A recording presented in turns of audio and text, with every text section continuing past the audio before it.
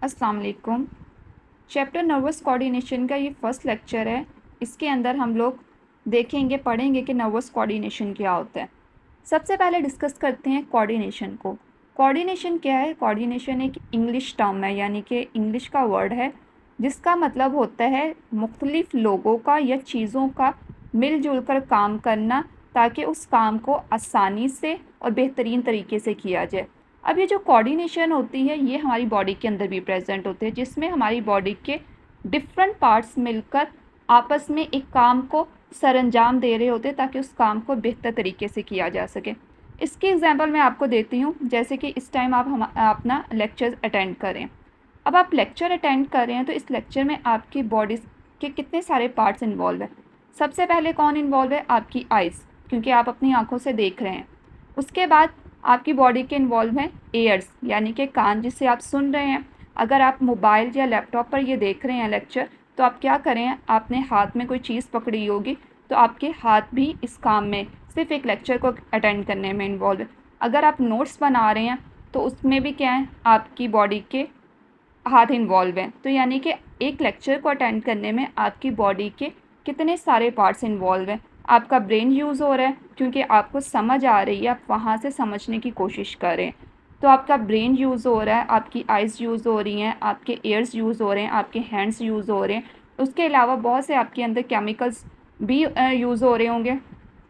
तो ये सारे क्या हैं, ये आपके डिफरेंट बॉडी के पार्ट्स मिलकर कोऑर्डिनेट कर रहे हैं, एक कोऑर्डिनेट मैनर में आपको एक लेक्चर समझने में हेल्प करें। तो ये होती है कोऑर्डिनेशन, और ये बॉडी के हर पार्ट के अंदर प्रेजेंट होती है। अगर हमारी बॉडी के अंदर कोऑर्डिनेशन ना हो तो हम लोग काम नहीं कर सकते, कोई भी हम लोग किसी भी टाइप की वर्किंग नहीं करते। तो अब बॉडी के अंदर जो कोऑर्डिनेशन होती है वो टू टाइप्स की होती है। एक होती है नर्वस कोऑर्डिनेशन और दूसरी होती है केमिकल कोऑर्डिनेशन। बॉडी के अंदर टू टाइप्स की कोऑर्डिनेशन होती है, एक होती है नर्वस कोऑर्डिनेशन और दूसरी होती है केमिकल कोऑर्डिनेशन। जो नर्वस कोऑर्डिनेशन होती है उसमें हमारी बॉडी का एक ऑर्गन सिस्टम इन्वॉल्व होता है जिसे कहते हैं नर्वस सिस्टम। अब जो नर्वस सिस्टम होता है ये किस तरह से कोऑर्डिनेशन करता है? ये करता है न्यूरॉन्स के थ्रू, यानी कि न्यूरॉन्स जो होते हैं वो नर्वस सिस्टम के मेन प्लेयर होते हैं, सारी गेम इन्हीं की होती है। अब न्यूरॉन्स क्या होते हैं? न्यूरॉन्स स्पेशल टाइप के सेल्स होते हैं नर्वस सिस्टम के अंदर जो प्रेजेंट होते हैं। वो क्या कर रहे होते हैं, वो रिसीव और डिटेक्ट करते हैं किसको? स्टिमुलस को। अब स्टिमुलस क्या होती है? स्टिमुलस को लिए आप थोड़ा सा वेट करें, उसको मैं आगे एक्सप्लेन करती हूँ। जबकि जो दूसरी टाइप की कोऑर्डिनेशन होती है केमिकल कोऑर्डिनेशन, वो किसके थ्रू होती है? उसमें हमारी बॉडी का एक और सिस्टम, ऑर्गन सिस्टम इन्वॉल्व होता है जिसे कहा जाता है एंडोक्राइन सिस्टम। एंडोक्राइन सिस्टम का मेन प्लेयर कौन होता है? यानी कि एंडोक्राइन सिस्टम केमिकल कोऑर्डिनेशन किसके थ्रू करता है? वो करता है हार्मोन्स के थ्रू। हार्मोन्स क्या होते हैं? ये स्पेशल टाइप के केमिकल्स होते हैं जो हमारी बॉडी के अंदर प्रेजेंट होते हैं। एंडोक्राइन सिस्टम जो है वो केमिकल कोऑर्डिनेशन को जो कर रहा होता है वो हार्मोन्स के थ्रू कर रहा होता है। नर्वस सिस्टम और अब एंडोक्राइन सिस्टम, इन दोनों के अंदर क्या डिफरेंस है? हमने ये तो बात की कि दोनों ही कोऑर्डिनेशन करवा रहे होते हैं, एक नर्वस कोऑर्डिनेशन करवा रहा होता है तो दूसरा केमिकल कोऑर्डिनेशन करवा रहा होता है, लेकिन इनके दरमियान में डिफरेंस क्या है? देखिए, नर्वस जो सिस्टम होता है ना, वो नर्वस सिस्टम का जो रिस्पॉन्स होता है वो क्विक रिस्पॉन्स होता है, यानी कि फ़ौरन से रिस्पॉन्स शो करता है, बट शॉर्ट टर्म, यानी कि फ़ौरन से तो रिस्पॉन्स शो करेगा लेकिन छोटे से टाइम के लिए करेगा। इसकी एग्जांपल मैं आपको इस तरह से देती हूँ। अगर आपका हाथ किसी भी गर्म चीज़ को लग जाए तो क्या होता है, एकदम से आप हाथ पीछे करते हैं, सोचते ही नहीं है कि मैं पीछे करूँ या ना करूँ, खुद ब खुद आपका क्या होता है, क्विक रिस्पॉन्स जनरेट हो रहा होता है, फ़ौरन से हाथ आपका पीछे चले जाता है। तो यानी कि जो नर्वस सिस्टम की नर्वस कोऑर्डिनेशन होती है वो क्विक रिस्पॉन्स होती है और साथ में क्या होती है, शॉर्ट टर्म होती है। जबकि अगर हम लोग एंडोक्राइन सिस्टम की बात करें तो इसका जो रिस्पॉन्स होता है वो लेट होता है, लेकिन क्या होता है, लॉन्ग टर्म के लिए होता है। ये स्लोली स्लोली वर्क कर रहा होता है अपने टारगेट तक जहाँ पर इसने कोऑर्डिनेशन पहुँचानी होती है, यानी कि जहाँ पर इसने मैसेज पहुँचाना होता है वो स्लो स्लो जा रहा होता है, लेकिन क्या होता है, एक लंबे अरसे तक रहता है। इवन के कुछ केसेस में ऐसा होता है कि पूरी ज़िंदगी के लिए वो वहाँ पर रिस्पॉन्स रहता है। किस तरह से रहता है ये हम लोग डिस्कस करेंगे। जो केमिकल कोऑर्डिनेशन और एंडोक्राइन सिस्टम है ये नेक्स्ट चैप्टर है, ये वहाँ पर हम लोग इसको डिस्कस करेंगे। अब जो इस लेक्चर के अंदर हम लोग डिस्कस करेंगे इस चैप्टर के अंदर, वो हम लोग कंप्लीट डिस्कशन करेंगे नर्वस कोऑर्डिनेशन की, और नर्वस कोऑर्डिनेशन में हम लोग नर्वस सिस्टम को ही डिटेल में डिस्कस करेंगे। नर्वस सिस्टम एक ऑर्गन सिस्टम है। थोड़ा सा रिकॉल करें 9th क्लास को, हम लोगों ने वहाँ पर एक कॉन्सेप्ट पढ़ा था सेलुलर ऑर्गेनाइजेशन का। हम लोगों ने ये देखा था कि यूकैरियोटिक सेल के अंदर किस तरह से जो अरेंजमेंट होती है, सेलुलर ऑर्गेनाइजेशन का प्रोसेस क्या होता है, किस तरह से होता है। देखें वहाँ पर हम लोगों ने बात की थी सेल, जो जितनी भी बॉडी होती है यूकैरियोटिक सेल्स की, वो सेल से मिलकर बनी होती है। सेल्स क्या होता है, स्ट्रक्चरल फंक्शनल यूनिट होता है किसी भी सिस्टम का, किसी भी लिविंग बॉडी का। अब ये जो सेल्स रहते हैं, ये सेल्स मिलकर आपस में मिलकर क्या करते हैं, ये टिश्यू की फॉर्मेशन करते हैं। और जितने भी टिश्यूज़ के अंदर सेल्स होते हैं वो एक जैसा फंक्शन परफॉर्म करते हैं। एक जैसा फंक्शन परफॉर्म करने वाले जब टिश्यूज़ आपस में मिलते हैं तो वो फॉर्मेशन करते हैं किसकी, ऑर्गन्स की।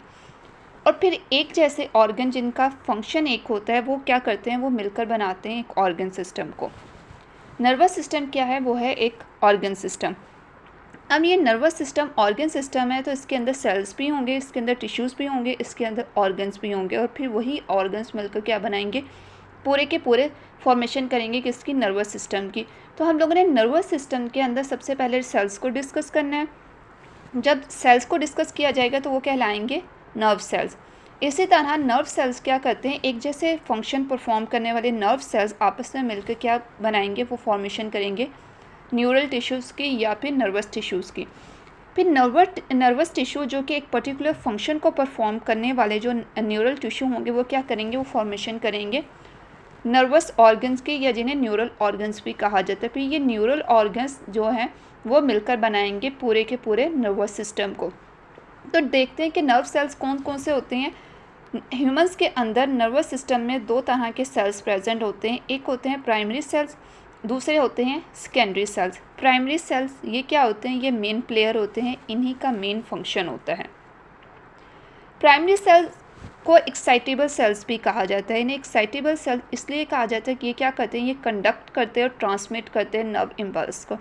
नर्व इम्पल्स क्या होती है, इसको वैसे हम लोग डिटेल में अपकमिंग हमारे लेक्चर्स के अंदर डिस्कस करेंगे कि नर्व इम्पल्स क्या होती है, किस तरह से जनरेट होते हैं, लेकिन मैं आपको थोड़ा सा यहाँ पर बता देती हूँ। नर्व इम्पल्स क्या होते हैं, जो मैसेज ये प्राइमरी सेल्स लेकर आते हैं, अगर तो वो अपने ही सेल के अंदर ट्रांसमिट हो, यानी कि ट्रांसफ़र हो, अपने ही खुद के सेल के अंदर ही ट्रांसफ़र हो, तो उसे कहा जाता है कंडक्ट। और अगर वो इन्फॉर्मेशन एक प्राइमरी सेल से दूसरे प्राइमरी सेल के अंदर ट्रांसफ़र हो रही होती है तो उसको कहा जाता है ट्रांसमिट होना। नर्व इम्पल्स एक्चुअल में एक इन्फॉर्मेशन है जो बॉडी से इन्फॉर्मेशन, बॉडी के पार्ट से ब्रेन तक जाती है इन्फॉर्मेशन, वो भी नर्व इम्पल्स के थ्रू जाती है, और फिर ब्रेन से आगे पूरी बॉडी के अंदर दोबारा जो इन्फॉर्मेशन जा रही होती है, जो ब्रेन कमांड भेज रहा होता है, वो भी नर्व इम्पल्स के ज़रिए ही जा रही होती है। तो ये होता है, कहलाता है conduct and transmit of nerve impulses. ये किस तरह से होते हैं, इनको डिटेल में डिस्कस करेंगे।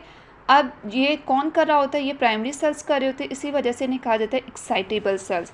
जबकि सेकेंडरी सेल्स जो होते हैं, सेकेंडरी सेल्स कहलाते हैं नॉन एक्साइटेबल सेल्स। इन्हें नॉन एक्साइटेबल सेल्स इसलिए कहा जाता है क्योंकि ये ना तो कंडक्ट करते हैं ना ही ट्रांसमिट करते हैं नर्व इम्पल्सेस को। इनका नर्व, ये जो सेकेंडरी सेल्स होते हैं, इनका नर्व इम्पल्सेस से कोई भी ताल्लुक़ नहीं होता, यानी कि ये नर्व इम्पल्स को जनरेट करने में, कंडक्ट करने में, ट्रांसमिट करने में, इन्फॉर्मेशन को एक सेल से दूसरे सेल में पहुंचाने के लिए ये रिस्पॉन्सिबल नहीं होते। ये क्या करते हैं, ये सिर्फ और सिर्फ जो नर्वस सिस्टम के अंदर सेल्स होते हैं ये उनको सपोर्ट कर रहे होते हैं या फिर प्रोटेक्ट कर रहे होते हैं। नर्वस सिस्टम के अंदर जो ऑर्गन्स होंगे उन्हें सपोर्ट कर रहे होंगे, या फिर जो नर्वस प्राइमरी सेल्स होते हैं ये उन्हें सपोर्ट करते हैं या उन्हें प्रोटेक्ट कर रहे होते हैं। ये सेकेंडरी सेल्स का सिर्फ यही काम होता है, इसी वजह से इन्हें कहा जाता है non excitable cells. Primary cells की अगर हम लोग उसकी बात करें, एग्जाम्पल की बात करें, तो इसमें आ जाते हैं न्यूरॉन्स, और यही मेन प्लेयर होते हैं नर्व इम्पल्सेस को जनरेट करवाने में। जबकि सेकेंडरी सेल्स की बात करें तो इसकी एग्जांपल्स होती है हमारे पास न्यूरोग्लिया सेल्स, और न्यूरोग्लिया सेल्स जो होते हैं वो 50% जो नर्वस सिस्टम होता है वो न्यूरोग्लिया सेल्स ही बनाते हैं। और ये जो सेल्स होते हैं, ये नर्व सेल्स एक जैसे फंक्शन करने वाले नर्व सेल्स क्या करते हैं, ये मिलकर फॉर्मेशन करते हैं न्यूरल टिश्यूज़ की। और न्यूरल टिश्यूज़ एक पर्टिकुलर फंक्शन को परफॉर्म करते हैं। फिर वो जो पर्टिकुलर फंक्शन परफॉर्म करने वाले टिश्यूज़ होते हैं वो आपस में मिलकर क्या बनाते हैं, वो फॉर्मेशन करते हैं न्यूरल ऑर्गन्स की। और नर्वस सिस्टम के अंदर 3 तरह के ऑर्गन्स प्रेजेंट होते हैं। 3 तरह के ऑर्गन्स प्रेजेंट होते हैं। एक होता है ब्रेन, जो कि मेन प्लेयर होता है, मास्टर होता है। उसके साथ साथ आ जाता है स्पाइनल कॉर्ड, और थर्ड वन होता है नर्व्स। ये तीनों ऑर्गन्स होते हैं जो कि एक नर्वस सिस्टम के अंदर प्रेजेंट होते हैं, और यही 3 ऑर्गन्स मिलकर फॉर्मेशन करते हैं ऑर्गन सिस्टम की, यानी कि नर्वस सिस्टम की। अगर नर्वस सिस्टम की बात करें तो नर्वस सिस्टम भी आगे से 2 पार्ट्स के अंदर डिवाइडेड है, यानी कि नर्वस सिस्टम की डिवीजन की गई है into CNS central nervous system and PNS peripheral nervous system. Central nervous system, इनका नाम ही इनकी लोकेशन को बता रहा है। ये क्या होते हैं, ये प्रेजेंट होते हैं सेंटर के अंदर। देखें यहाँ पर, अब ये जो सेंट्रल नर्वस सिस्टम है इसके अंदर 2 चीज़ें आती हैं, एक तो ब्रेन आता है और दूसरा आता है स्पाइनल कॉर्ड। ब्रेन यहाँ पर देखेंगे, ब्रेन और स्पाइनल कॉर्ड है, ये पिंक कलर की बिल्कुल आपको दरमियान में नज़र आ रही है। इनकी जो लोकेशन होती है बिल्कुल सेंटर में होती है, दरमियान में होती है, इसी वजह से इन्हें कहा जाता है सेंट्रल नर्वस सिस्टम। और इन्हें CNS भी कहा जाता है। इसके अंदर 2 ऑर्गन्स आते हैं, वो हैं ब्रेन और स्पाइनल कॉर्ड। जबकि PNS जो है, PNS के अंदर आ जाती हैं नर्व्स। और ये जो ब्लू कलर की आपको नज़र आ रही है पूरी की पूरी बॉडी के अंदर फैली हुई ये नर्व्स हैं, ये आती हैं किसके अंदर, पेरिफेरल नर्वस सिस्टम के अंदर। पेरिफ्री यानी कि साइटों पर फैली हुई हैं, ये पूरी की पूरी फैली होती है। और यही जो नर्व्स होती हैं ये बहुत ज़्यादा मेन रोल प्ले कर रही होती हैं। ये क्या कर रही होती हैं, ये पूरी की पूरी इन्फॉर्मेशन ये पूरी बॉडी के अंदर फैली होती हैं। यही बॉडी के हर पार्ट से जो इन्फॉर्मेशन है वो लेकर आ रही होती हैं ब्रेन तक, और फिर ब्रेन से जो इन्फॉर्मेशन होती है, जो कमांड होती हैं, वो लेकर जा रही होती हैं पूरी बॉडी की तरफ। तो सेंट्रल नर्वस सिस्टम में 2 चीज़ें आ जाती हैं, ब्रेन और स्पाइनल कॉर्ड, जबकि पेरिफेरल नर्वस सिस्टम के अंदर सिर्फ एक ही ऑर्गन आता है, वो होता है नर्व्स। जो PNS है इसकी भी आगे से डिवीजन की गई है इनटू सोमैटिक एंड ऑटोनॉमिक। वो जब हम लोग PNS को डिटेल में डिस्कस करेंगे तो वो वहाँ पर डिस्कस करेंगे, यहाँ पर मैं सिर्फ इतना ही आपको पढ़ा रही हूँ। अब डिस्कस करते हैं कि नर्वस सिस्टम क्या है और ये किस तरह से काम करता है। नर्वस सिस्टम हमारी बॉडी का कंट्रोल सेंटर होता है। कंट्रोल सेंटर का मतलब ये होता है कि हमारी पूरी बॉडी को जो कंट्रोल करने वाला एक मेन जो सिस्टम होता है वो होता है नर्वस सिस्टम। हर हमारी बॉडी का muscle, gland, organ, cell, tissue वो किसके कंट्रोल में होता है, वो होता है हमारे नर्वस सिस्टम के कंट्रोल में। नर्वस सिस्टम काम किस तरह से काम करता है, यानी कि इसका फंक्शन क्या होता है। इसका मेन फंक्शन होता है हमारी बॉडी के दरमियान में बैलेंस और कोऑर्डिनेशन को मेंटेन करना, बॉडी के डिफरेंट पार्ट्स को आपस में एक दूसरे से कोऑर्डिनेट करवाना ताकि वो एक पर्टिकुलर फंक्शन को परफॉर्म कर सके। उसके साथ साथ हर चीज़ की बैलेंस को, हर चीज़ की कंसंट्रेशन को मेंटेन करना, जैसे कि हमारी बॉडी के टेम्परेचर को मेंटेन करना, यानी कि बैलेंस रखना। हमारी बॉडी का जो ह्यूमन्स बॉडी का जो ऑप्टिमम टेम्परेचर होता है वो होता है 37 डिग्री। अगर तो 37 डिग्री से ऊपर चला जाएगा टेम्परेचर तो क्या हो जाता है, बुखार हो जाता है। तो उससे क्या होता है, हमारा नर्वस सिस्टम जो होता है फ़ौरन से कमांड सेंड कर रहा होता है हमारी बॉडी को। ऐसी चीज़ें हमारी बॉडी के अंदर फंक्शंस हो रहे होते हैं जिनसे हमारी फ़ौरन से जो टेम्परेचर होता है उसको दोबारा ऑप्टिमम टेम्परेचर पर लाना ज़रूरी होता है। ब्लड प्रेशर, जब ब्लड प्रेशर इंक्रीज़ हो जाता है उसको बोला जाता है, यानी कि ब्लड प्रेशर जो हो गया उसमें अगर किसी भी टाइप की गड़बड़ हो जाए तो कहते हैं ब्लड प्रेशर BP हाई हो गया या BP लो हो गया। तो उस वक्त क्या होता है, उस वक्त भी प्रॉब्लम क्रिएट हो जाती है। तो वो भी क्या कर रहा होता है, नर्वस सिस्टम इस चीज़ को मेक श्योर कर रहा होता है कि जो ऑप्टिमम ब्लड प्रेशर है हमारी बॉडी के अंदर सिर्फ वही रहना चाहिए, ना उससे नीचे जाना चाहिए ना ही उससे ऊपर जाना चाहिए। तो ये सब चीज़ें किसके अंडर कंट्रोल होती हैं, ये होती हैं नर्वस सिस्टम के अंडर कंट्रोल। इस तरह से अगर पानी की कंसनट्रेशन जो है, पानी की एक ऑप्टिमम जो है वो कंसनट्रेशन हमारी बॉडी के अंदर प्रेजेंट होनी चाहिए। अगर वो नहीं होगी, अगर जैसे ज़्यादा हो जाती है तो क्या होता है, फ़ौरन से यानी कि उसको रिमूव करने के, हमारी बॉडी से रिमूव करने के लिए हमारा जो एक्सक्रीटरी सिस्टम होता है उसको नर्वस सिस्टम कमांड भेज जाता है कि ये पानी की जो कंसनट्रेशन हो गई है बॉडी के अंदर बहुत ज़्यादा ऑप्टिमम टेम्परेचर यानी कि ऑप्टिमम जो लेवल है उससे ज़्यादा इंक्रीज़ कर गई। अब ये जो एक्स्ट्रा वाटर है इसको बॉडी से एक्सक्रीट किया जाए थ्रू एक्सक्रीशन। ठीक है, एक्सक्रीटरी सिस्टम को ये सब क्या कर रहे होता है, नर्वस सिस्टम कमांड भेज रहा होता है। अब जो नर्वस सिस्टम है वो काम किस तरह से करते हैं, नर्वस सिस्टम क्या करता है, ये बॉडी के डिफरेंट पार्ट से मैसेजेस रिसीव करता है, फिर उस मैसेज को क्या करता है, ब्रेन तक पहुंचाता है। ब्रेन क्या करता है, उस इंफॉर्मेशन को, वो जो बॉडी के डिफरेंट पार्ट्स से जो इन्फॉर्मेशन आई होती है, जो मैसेज आया होता है, उस इन्फॉर्मेशन को एनालाइज करेगा, देखेगा कि किस तरह की इन्फॉर्मेशन आई है। फिर उस इन्फॉर्मेशन के अकॉर्डिंग क्या होता है, दोबारा से बॉडी के पार्ट्स को, बॉडी को कमांड भेजी जाती है, जिसमें उसको बताया जाता है what to do and how to do, तुमने क्या करना है और किस तरह से करना है। और यही जो चीज़ें होती हैं, ये मैसेजेस जो होते हैं, ये हमारी बॉडी के अंदर डिफरेंट चीज़ों को रेगुलेट कर रहे होते हैं। हर तरह के हमारी बॉडी के अंदर जो चीज़ें हो रही होती है, जैसे कि हमारे थॉट प्रोसेस को, मेमोरी को, लर्निंग को, फीलिंग्स को, किस टाइप का हम लोग सोच रहे हैं, अच्छा हमें महसूस हुआ है, बुरा हुआ है, ये सब चीज़ें कौन कंट्रोल कर रहा होता है, ये नर्वस सिस्टम कंट्रोल करते हैं। बॉडी की मूवमेंट्स को आगे मूव करने, हमारी बॉडी जब मूव कर रही होती है तो हमारे जॉइंट्स, मसल, लेग्स, पूरी की पूरी बॉडी जो होती है वो आगे की तरफ मूव कर रही होती है। ऐसा नहीं होता कि हमारी बॉडी का कुछ हिस्सा, यानी कि जो नीचे वाला हिस्सा है, टांगे, वो सिर्फ आगे की तरफ चली जाए, जो बाकी हिस्सा है, ऊपर वाला हिस्सा है, वो पीछे रह जाए। ऐसा नहीं होता। एक कोऑर्डिनेट मैनर में पूरे की पूरी बॉडी जो होती है वो मूव कर रही होती है, जिस मर्जी तरफ मूव करे। स्लीप साइकिल को कंट्रोल कर रही होती है, हार्ट बीट को कंट्रोल कर रही होती है, डाइजेशन के प्रोसेस को कंट्रोल कर रही होती है। देखें, जितने भी वॉलेंट्री प्रोसेस होते हैं, इनवॉलेंट्री प्रोसेस, इन दोनों को कंट्रोल कर रही होती है। जैसे कि डाइजेशन के प्रोसेस में क्या होता है, अगर आपने एक दफ़ा खाना खाना शुरू कर दी है, यानी कि आपके पास वॉलेंट्री ऑप्शन होता है कि आप चाहें तो वो जो बाइट है, वो निवाला है, उसको अपने अंदर ले जाएं, या चाहे तो आप खाना ना खाएं। ये है आपका वॉलेंट्री एक्शन। उसके बाद इनवॉलेंट्री एक्शन ये होता है, जब एक दफ़ा आपने खाना खा लिया है, वो आपके खाना जो है वो आपके जीआईटी ट्रैक, यानी कि आपकी जीआईटी ट्रैक के अंदर एंटर हो गया, एलिमेंट्री कैनाल के अंदर एंटर हो गया, तो वो क्या बन जाएगा, वो इनवॉलेंट्री एक्शन बन जाएगा। इनवॉलेंट्री डाइजेशन के अंदर वो एक्शन आ जाएगा। तो ये भी किसके कंट्रोल में होता है, nervous system. Breathing pattern, stressful situation में किस तरह से रिस्पॉन्स करना है। नॉर्मल वॉक कर रहे हैं लेकिन एकदम से कुत्ता पीछे लग गया, या कुछ इस तरह से आपने खौफनाक चीज़ देख ली है, तो उसमें किस तरह से आपने भागना है। आपकी बॉडी जो फ़ौरन से फाइट एंड फ्लाइट मोड के अंदर आ जाती है, वो भी नर्वस सिस्टम कंट्रोल कर होता है। बॉडी के जो प्रोसेस होते हैं, पुबर्टी, एजिंग, आपने क्या चीज़ देखी, क्या सुनी, अच्छा सुना, ऊंची आवाज़ थी, धीमी आवाज़ थी, या मोटी आवाज़ थी, पतली आवाज़ थी, टेस्ट वो खट्टा था, मीठा था, नमकीन था, टच किस तरह का हुआ, किस सरफेस को आपने टच किया, आपने किसी सॉफ्ट सरफेस को टच किया है, या फिर आपने किसी हार्ड सरफेस को, किसी रफ सरफेस को टच किया, ये सब किसके कंट्रोल में होता है, ये कौन बता रहा होता है, ये आपके नर्वस सिस्टम के अंडर कंट्रोल होता है। तो हम ये वाली बात, हम लोग ये कह सकते हैं कि हमारी बॉडी के जितने भी दूसरे सिस्टम हैं, उनकी जो फंक्शनिंग होती है वो फुली डिपेंड कर रही होती है किसके ऊपर, नर्वस सिस्टम के ऊपर।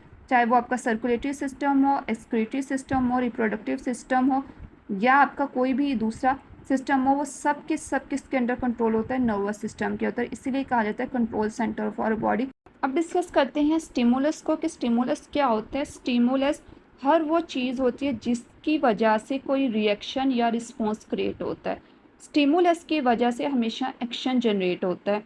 इसकी एग्जांपल मैं आपको ये देती हूँ कि अगर आपके सामने फूल आते हैं, तो आप फूलों की स्मेल यानी कि खुशबू सूंघते हैं, तो उससे क्या होता है, आपको बहुत अच्छा फील होता है। तो वो जो फूलों की स्मेल है, वो क्या है, एक स्टिमुलस है, जिसकी वजह से आपका जो मूड है वो बहुत ज़्यादा अच्छा हो जाता है।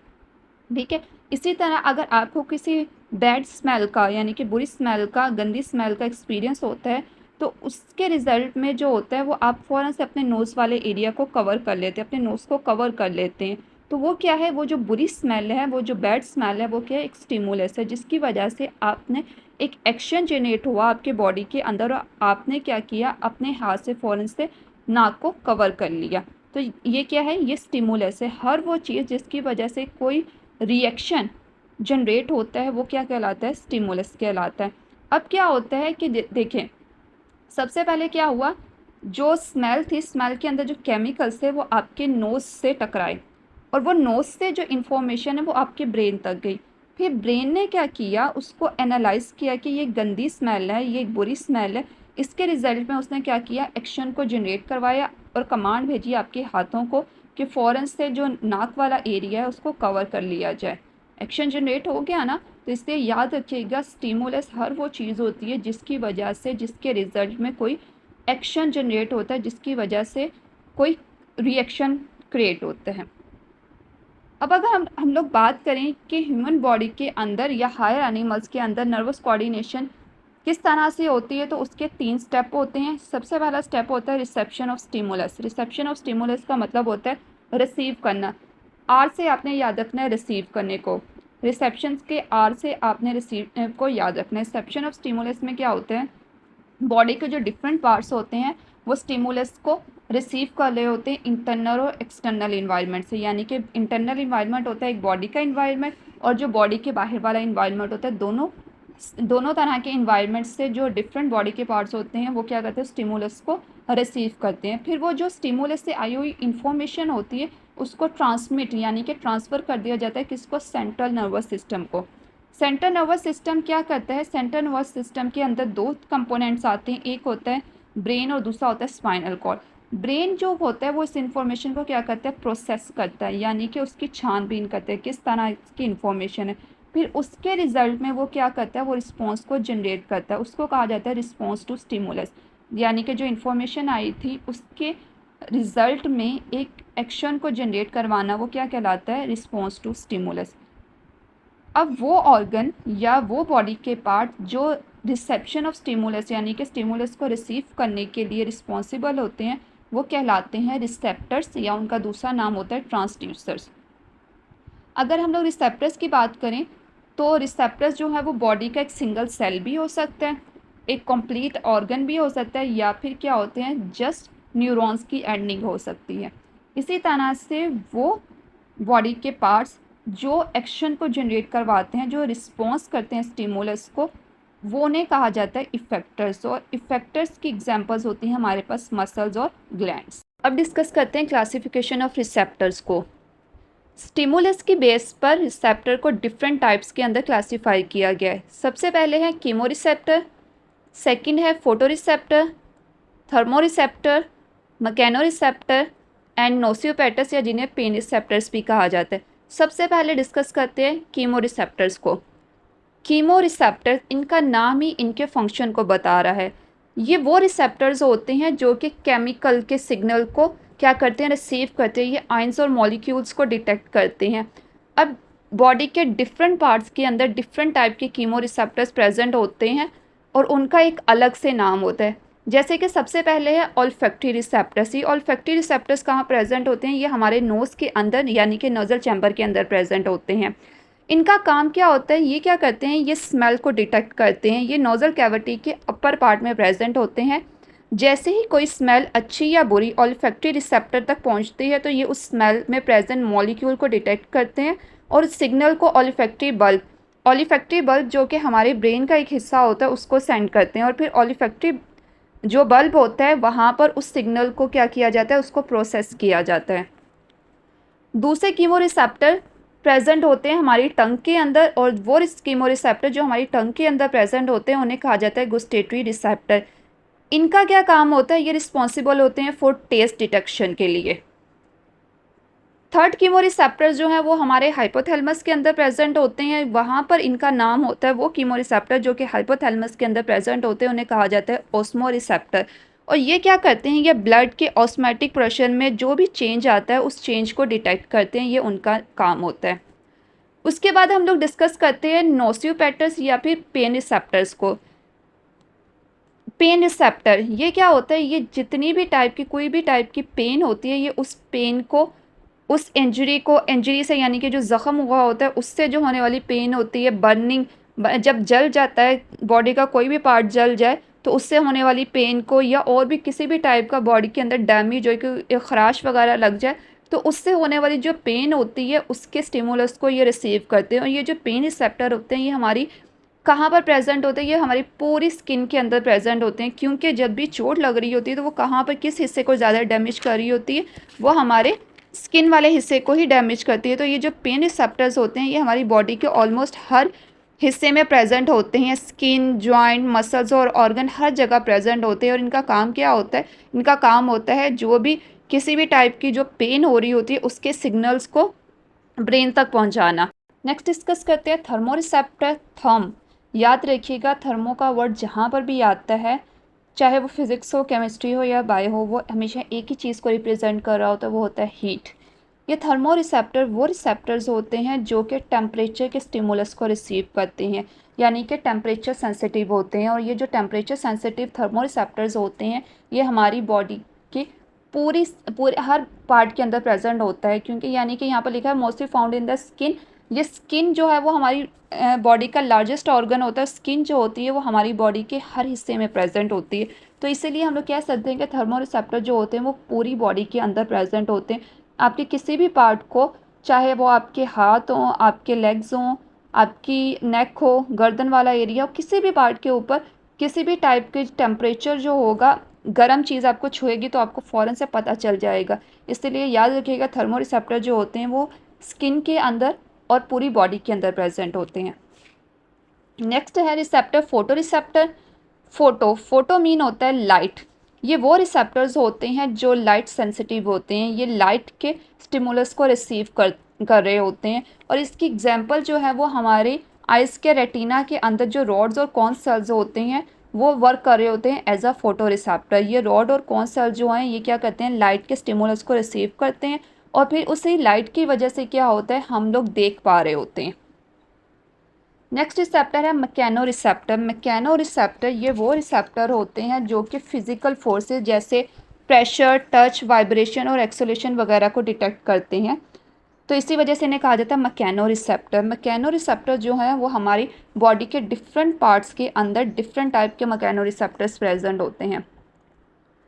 सबसे पहले है मेसेनर कॉर्प्यूसल। याद रखिएगा मेसेनर और कॉर्प्यूसल जो थे वो दो साइंटिस्ट थे जिन्होंने ये इस टाइप के जो ये जो रिसेप्टर्स थे इनको डिस्कवर किया था, उन्हीं की बेस पर इन्हें इनका नाम मिल गया। ये कहाँ पर मेसेनर कॉर्प्यूसल प्रेजेंट होते हैं, ये हमारी स्किन के अंदर प्रेजेंट होते हैं और ये रिस्पॉन्सिबल होते हैं टच के लिए। ये टच के स्टिमुलस को रिसीव कर रहे होते हैं।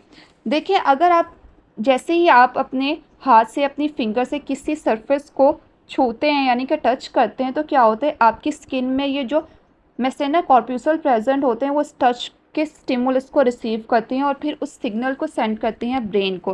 ब्रेन क्या करता है, उसके वो जो सिग्नल आया होता है उस सिग्नल को ही प्रोसेसिंग करता है और फिर इफेक्टर के थ्रू रिस्पॉन्स जनरेट करवाता है और आपको बताता है, जिससे आपको पता चलता है कि आपने किस टाइप की जो सरफेस है उसको टच किया है। वो सरफेस की नेचर क्या है, वो हार्ड है, वो रफ़ है यानी कि खुरदरी खुरदरी है, या फिर सॉफ्ट है, मुलायम है। ये इसी वजह से पता चल रहा होता है क्योंकि आपकी स्किन के अंदर मेसेनर कॉर्प्यूसल के रिसेप्टर्स प्रेजेंट होते हैं। उसके अलावा और भी टाइप के मैकेनो रिसेप्टर्स होते हैं जैसे कि पेसिनियन कॉर्प्यूसल। पेसिनियन कॉर्प्यूसल्स कहाँ पर प्रेजेंट होते हैं, ये रिस्पॉन्सिबल होते हैं, ये ज़्यादातर पूरी स्किन में प्रेजेंट होते हैं और ये प्रेशर और वाइब्रेशन के लिए सेंसिटिव होते हैं, यानी कि ये प्रेशर और वाइब्रेशन के स्टिमुलस को डिटेक्ट करते हैं। ये ज़्यादातर हाथों, पाँव और जॉइंट्स वाले एरिया में प्रेजेंट होते हैं। उसके अलावा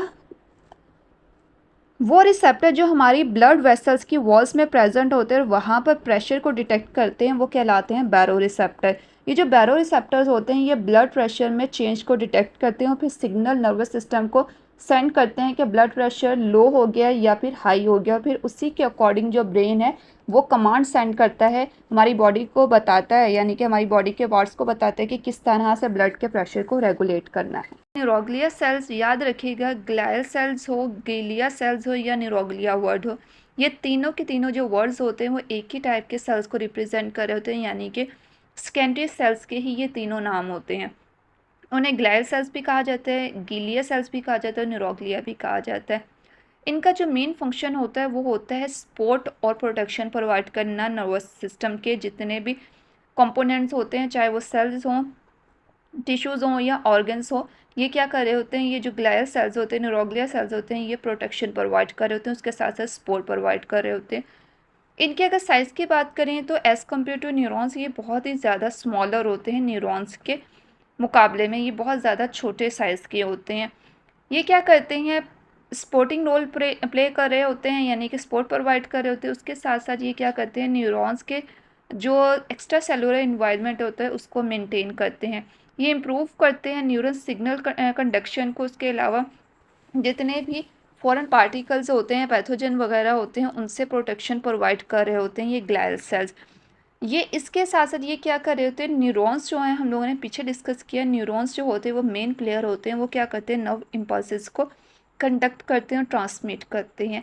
ये जो ग्लायल सेल्स होते हैं, न्यूरोग्लियर सेल्स होते हैं, ये सेकेंडरी सेल्स होते हैं। ये नर्व इम्पल्सेस को जनरेट तो नहीं करते, लेकिन ये क्या करते हैं, ये हेल्प करते हैं, ये इम्प्रूव करते हैं। किस तरह से करते हैं वो आगे हम लोग डिस्कस करते हैं। अगर हम लोग बात करें कितने टाइप के सेल्स होते हैं, तो there are 6 types of glial cells. 6 तरह के सेल्स होते हैं, उनमें से जो 4 होते हैं वो CNS यानी कि सेंट्रल नर्वस सिस्टम का अंदर प्रेजेंट होते हैं। जो बाकी 2 होते हैं वो PNS पेरिफेरल नर्वस सिस्टम के अंदर प्रेजेंट होते हैं। सबसे पहले सेल्स होते हैं माइक्रोग्लायल सेल्स, उसके बाद आते हैं ओलिगोडेंड्रोसाइट्स, फिर आते हैं एस्ट्रोसाइट्स, फिर आते हैं एपेंडाइमल सेल्स और फिर satellite cells and Schwann cells. इसमें से जो पहले 4 हैं, यानी कि पहले 4 microglial cells, oligodendrocytes, astrocyte, ependymal cells, ये क्या होते हैं, ये पार्ट होते हैं सेंट्रल नर्वस सिस्टम का, और ये सेंट्रल नर्वस सिस्टम के अंदर प्रेजेंट होते हैं। जबकि 2 बाकी हैं, नीचे वाले 2 satellite cells and Schwann cell, ये पेरिफेरल नर्वस सिस्टम के अंदर प्रेजेंट होते हैं। इनमें से सिर्फ 2 ऐसे सेल्स हैं जिनको आपकी बुक में डिस्कस किया गया है, वो हैं ओलिगोडेंड्रोसाइट एंड श्वान सेल्स। हम इन्हीं 2 को पढ़ेंगे। बाकी आपके साथ एक एडिशनल इन्फॉर्मेशन शेयर की थी, क्योंकि आप में से बहुत से स्टूडेंट का जो नेक्स्ट टारगेट होगा वो मेडिकल होगा, इसलिए इन चीज़ों का पता होना चाहिए। जितनी आपके पास इन्फॉर्मेशन होगी उतना ही आपके लिए अच्छा होगा। अब डिस्कस करते हैं ओलिगोडेंड्रोसाइट और श्वान सेल्स को। देखते हैं कि ये क्या होते हैं और किस तरह का ये काम कर रहे होते हैं। ओलिगोडेंड्रोसाइट, अगर इनकी लोकेशन की बात करें तो ये CNS सेंट्रल नर्वस सिस्टम के अंदर प्रेजेंट होते हैं। सेंट्रल नर्वस सिस्टम के अंदर 2 कंपोनेंट्स आते हैं, यानी कि 2 ऑर्गन प्रेजेंट होते हैं। एक होता है ब्रेन और स्पाइनल कॉर्ड। इनका काम क्या होता है, ये फॉर्मेशन करते हैं myelin sheath around neurons of central nervous system. Central nervous system यानी कि ब्रेन और स्पाइनल कॉर्ड के अंदर जो न्यूरॉन्स प्रेजेंट होते हैं, ये उनके ऊपर माइलिन शीथ की फॉर्मेशन करते हैं। माइलिन शीथ क्या होती है, माइलिन शीथ एक लिपिड की लेयर होती है जिसने न्यूरॉन्स के एक स्ट्रक्चर होते हैं एक्सॉन, उसको कवर किया होता है। अब आगे जब हम लोग न्यूरॉन्स के स्ट्रक्चर को डिस्कस करेंगे तो वहाँ पर आपको पता चल जाएगा कि एक्सॉन्स क्या होते हैं। तो वहाँ पर याद रखिएगा, ये जो ओलिगोडेंड्रोसाइट होते हैं ये सेंट्रल नर्वस सिस्टम के अंदर प्रेजेंट होते हैं, और जो सेंट्रल नर्वस सिस्टम के अंदर न्यूरॉन्स प्रेजेंट होते हैं ये उनके ऊपर फॉर्मेशन करते हैं उनके ऊपर फॉर्मेशन करते हैं माइलिन शीथ की। उसके अलावा ये क्या करते हैं, ये स्ट्रक्चर सपोर्ट और प्रोटेक्शन प्रोवाइड करते हैं। श्वान सेल्स की बात करें तो श्वान सेल्स की जो लोकेशन होती है वो PNS पेरिफेरल नर्वस सिस्टम होता है। इनका क्या काम होता है, ये जो पेरिफेरल नर्वस सिस्टम के न्यूरॉन्स प्रेजेंट होते हैं उनके लिए माइलिन शीथ की फॉर्मेशन करते हैं। उसके अलावा ये स्ट्रक्चर सपोर्ट और प्रोटेक्शन प्रोवाइड करते हैं। देखिए यहाँ पर ओलिगोडेंड्रोसाइट हो या श्वान सेल्स हो, दोनों का काम एक ही होता है, वो होता है न्यूरॉन्स के लिए माइलिन शीथ की फॉर्मेशन करना। लेकिन क्या है, इनमें डिफरेंस एक ही, और वो है इनकी लोकेशन का। ओलिगोडेंड्रोसाइट जो होते हैं वो सेंट्रल नर्वस सिस्टम के अंदर प्रेजेंट होते हैं, उनके लिए माइलिन शीथ की फॉर्मेशन कर रहे होते हैं, यानी कि सेंट्रल नर्वस सिस्टम के जो न्यूरॉन्स होते हैं उनके लिए माइलिन शीथ की फॉर्मेशन कर रहे होते हैं। जबकि जो श्वान सेल्स होते हैं वो पेरिफेरल नर्वस सिस्टम का हिस्सा होते हैं, और वहाँ पर जो न्यूरॉन्स प्रेजेंट होते हैं उनके लिए माइलिन शीथ की फॉर्मेशन करते हैं। डिफरेंस जो सिर्फ है लोकेशन का है, बाकी फंक्शन जो है वो दोनों के सेम ही हैं।